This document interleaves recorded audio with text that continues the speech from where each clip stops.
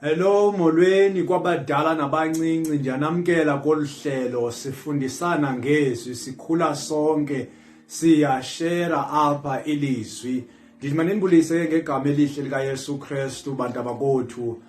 Namhlanje ndisemudini nje yoba ndishumayele izwi likaThixo. Ndizothi kuwe masiye ndizothi kuwe UyiNtloko awungoMsila. Masifunde ilizwi esilifumana kwincwadi yeDeuteronomy 28 uverse 13.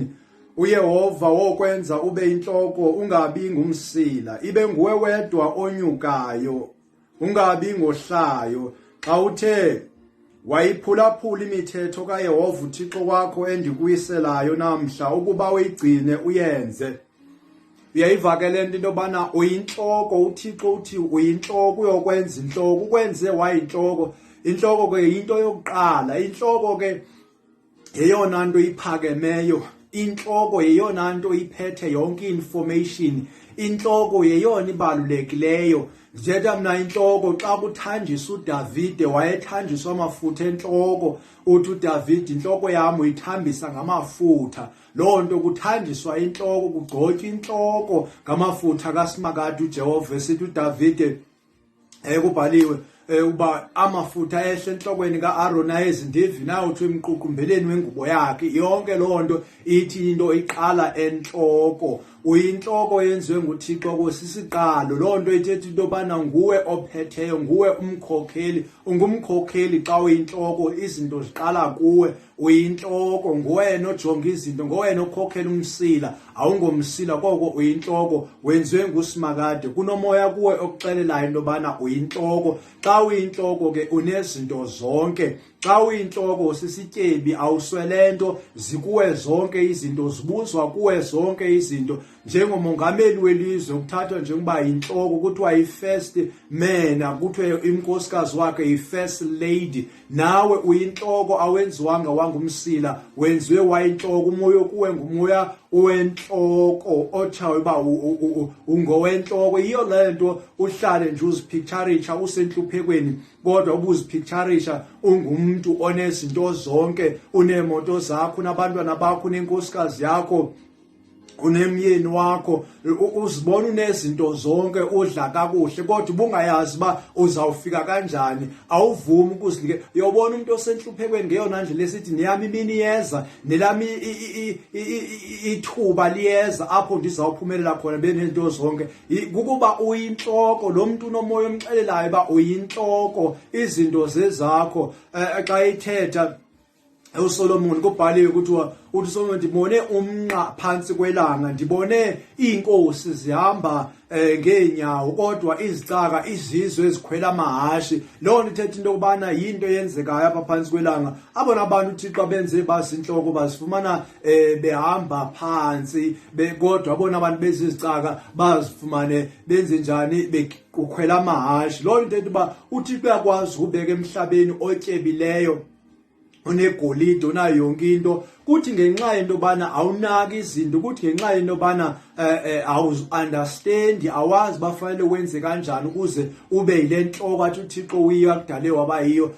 Kufike umuntu ozawufika athi esisicaka akuxelele into yobana kunegolide apha, akuxelele uba mombele yona le golide, umnike yona, yena akunike umvuzo, athathe igolide yakho ayothengisa abe nemali, abe sisityebi. Ngokwesisicaka wena uyintoni? Uyinhloko, ngenxa yento yobana uqhathwe sisicaka sakho. Kunamazwi atshoyo phaya athethwa nguYesu Kristu athi kukhona into eyenzeka, into yoba kube khona umuntu ophethe abantu, oyena mntu uyinhloko, ahambe ashiye isicaka sakhe, agadise isicaka sakhe, ezinye izicaka zakhe, athi gada ndide ndibuye.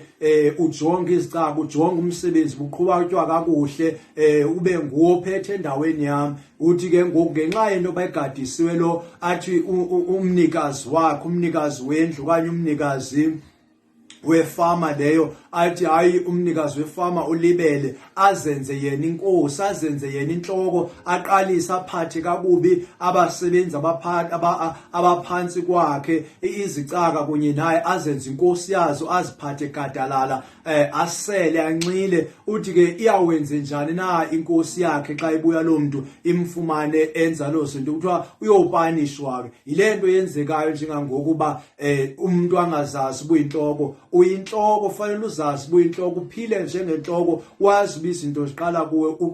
Abanye abantu baxhomekeke kuwe ngokuba uyinhloko, uThixo kwenze waba inhloko ngenxa yoba uphulaphula ilizwi lakho, yamkholwa uThixo. Lo nto kwenza uba ube yinhloko, kwaye uyithethile isezwini lakho. Uyinhloko mntakaThixo, ungaziyekeleli, phakama. Uyinhloko kuloo ndawo kuyo, noba empilweni yakho kwenzeka ntoni, ungazixeleli bumsila, ungazixeleli bungaphansi. Wena uyinhloko. U-operate umshini efemini, ibosi yakho engawazi noba u-operatewa njani. Wenza umsebenzi womuntu oqashileyo angawazi noba wenziwa njani. Wena uzibona usisicaka, kanti uyinhloko kuloo ndawo kuyo, ngoba nguwophethe kulo mshini osebenza kuyo, kule department osebenza kuyo. Nguwe ophethe, noba yena eyibosi yakho akazi into oyenzayo. Ngamanye amaxesha okanye ngamanye amagama, lo msebenzi wenza ungaphuma uyozenzela wona, ube nguwakho, ube yinkosi, ube yile nhloko oyiyo, athi uThixo uyiyo. Uyinhloko kuloo ndawo kuyo, suzithathela phansi kulo msebenzi wenzayo. Uyinhloko ekhayeni apho ukhoyo, i-role oyidlala ijonge, ayithi uyinhloko na. Uyinhloko, ubalulekile kule ndawo kuyo. Awungomsila, awunguye owehlayo, kodwa ngokhuphukayo. Kukhuphuka wena wedwa ngoba uyinhloko, kuvelela wena wedwa ngoba uyinhloko. Le nto uthandwa kangaka ngabantu yile nto uba uyinhloko. Xa kufike wena, kufika inhloko. Inhloko ifika nayo yonke ingqondo, ufika nesolution, ufika nezingcebiso, into yoba abantu baphile kanjani, abantu bangaphuma kanjani ezingxakini abajongene nazo. Ngani? Ngoba wena wenziwe wangabi ngumsila, uyinhloko. uThixo kwenze ngolo hlobo, umoya kuyo uyakuxelela into yobana uyinhloko. Suvuma ke uba ngumsila, noba uSathane ekukhohlisa esithi ngumsila, izinto azihambeli kahle ngenxa yento yoba ungumsila. Awungomsila, uyinhloko. Ekugqibeleni ndifuna uyazi uba uyinhloko, noba izinto zitwistekile apha emhlabeni, kodwa wena uyinhloko. Masifunde futhi incwadi yeGenesis 3:15. Ndiyakumisa ubutshaba phakathi kwakho nomfazi, naphakathi kwembewu yakho nembewu yakhe. Yona iyakukutyumza inhloko, wena uyakuyityumza isithende.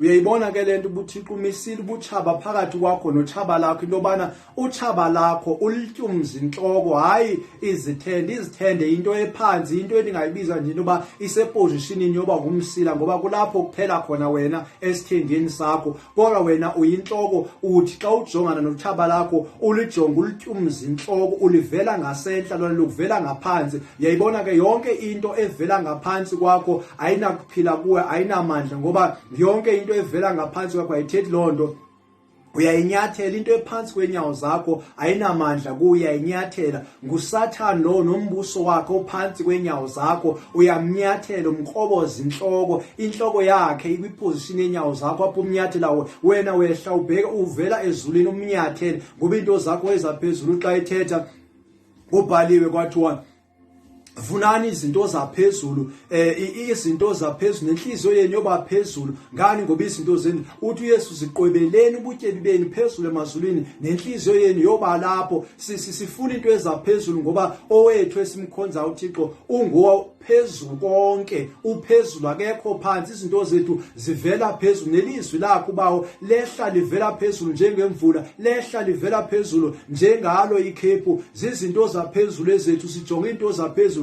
Siyinhloko kunye naye uYesu Kristu, singabafowabo Yesu Kristu, sidlilifa noYesu Kristu, sihlala naye etafileni. Ngani? Ngoba singabafowabo Yesu Kristu, sizinhloko kunye noYesu Kristu, kuba uyinhloko yena. So utshaba lwethu silinyathela inhloko nje, asinaxesha la, siyalinyathela because liphansi kwenyawo zethu. Yonke into okuthiwa ibuya phansi, ngabaphansi. Yonke loo nto kuthiwa abaphansi, abafileyo, yonke loo nto ayiyo yethu. Loo nto le abantu abafileyo ngumbuso kaSathane ofileyo, obuya kwela abafileyo ngumbuso kaSathane. uYesu Kristu unazo nezikhiya zakwelo ndawo, kanye uSathane ephethwe akasenandawo alawula ngaphandle kukaYesu Kristu, ngoba wamthathela izitshixo, wamthathela amagunya kuYesu Kristu. uYesu Kristu wakhuphuka waya phezulu, osikhombisa singasabi izinto zethu ziphezulu sizinhloko uyinhloko mntakaba ufuna into zaphezulu uqweba ubutye bakho ezulwini hayi emhlabeni kodwa ezulwini izinto zakho zezaphezulu zibuya phezulu into zakho azibuyi kulomhlaba ayizoza lomhlaba kodwa zezaphezulu ngoba ngumuntu waphezulu inhloko awungoMsila yakhuphuka awehla awukho ngaphansi kodwa ungaphezulu ngoba uyinhloko mntakaba masifunde elinye ilizwi lokuvala sifunda kwincwadi kwabasekolose 1:18 yena ke uyinhloko yomzimba uYesu Kristu yebandla oyingqalo wamazibulo ukuvuka kwabafileyo ukuze yena abe ngomkhulu ezintweni zonke nguYesu Kristu ke lo inkosi yethu njengebe inhloko yebandla inhloko yethu uyinhloko yethu ngani ngoba nguye oqala ezintweni zonke owavuka kwabafileyo nguye oqala kwindalo yonke kaThixo unguye oqala kodwa kuthi ke njengebe inkosi yethu akasibizi ngoba sizizicaka zakho usibiza njengabafowabo njengabantu abadla naye etafileni ndawonye uthi ke njengabafundi bakhe abakholiwe uyakusikhuphula sise apha khona sizinhloko kaloku kasizinhloko sihlala naye njengoba besenjilo sizinhloko ngokukholwa kuYesu Kristu ngoba uyinhloko sikholwa kwinhloko sibe sesiba inhloko lithi ilizwi ke inhloko yendoda uYesu Kristu inhloko yonkosikazi indoda yayo izinto zihamba ngalo order umama uyinhloko yabantwana kunye noyise benhloko njalo ihamba ngalo order wena ungumuntu waphezulu ngumuntu wezinto zaphezulu inhloko awungoMsila awungumuntu ogqibela kodwa umuntu oqala zonke izinto ziqala enhloko information yonke isenhloko information apha igcinwa khona igcinwa enhloko ngiyaxelela mina Ngike ndive kuthethwa ngama-transplant kuthiwe i-heart transplant kodwa ngikaze ndive kuthethwa nge-brain transplant leno ndithi uyinhloko ke inhloko yeyona nto ibalulekile kakhulu inhloko ine-information ifana nenansika nobuxhakaxhaka bekhompyutha ukuze kuranwe inhloko yakho ingathatha wonke umbane ophehlela iSouth Africa ube ingqondo yakho isebenze uyi-masterpiece kaThixo xa unoyicinga indlela ingqondo yakho esebenza ngayo abelungu abanawukwazi ukuyi-understanda ipower efunekayo ukuze kurane ingqondo yakho njengoba kugcwaliswa amabhetri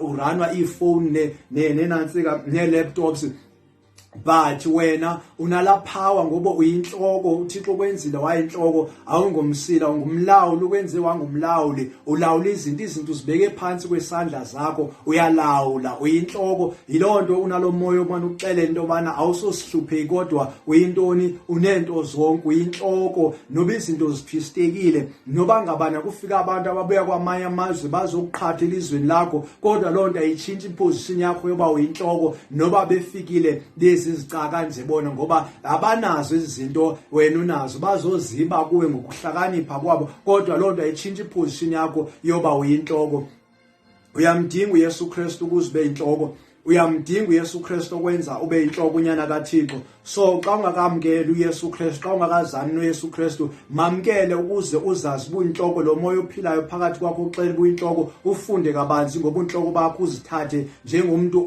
oyinhloko ungathengisi ngoba uzibulo bakho uyakudinga uYesu Kristu ufuna ukwenza inhloko kunye nabe ngumfowabo uYesu Kristu ndithi uyakuthanda uYesu Kristu ndiyakuthanda mina uyakuthanda uJehova lento yehlise yonke information yokuzazi uba uyinhloko awungoMsila ungaziyekeleli ungagobisi inhloko kodwa phakamisa inhloko ngoba uyinhloko kakade ndithi kuwe uYesu Kristu uyakuthanda makube kuhle usathathe esosigqibo sokuthatha uYesu Kristu makuthi uthanda uxola umsayinceba kaba uJehova nayo ubukhona benkosi Yesu Kristu nobudlelwano bomoya engcwele kube phezulu kwethu ngokuthi ebe kunaphakade amen.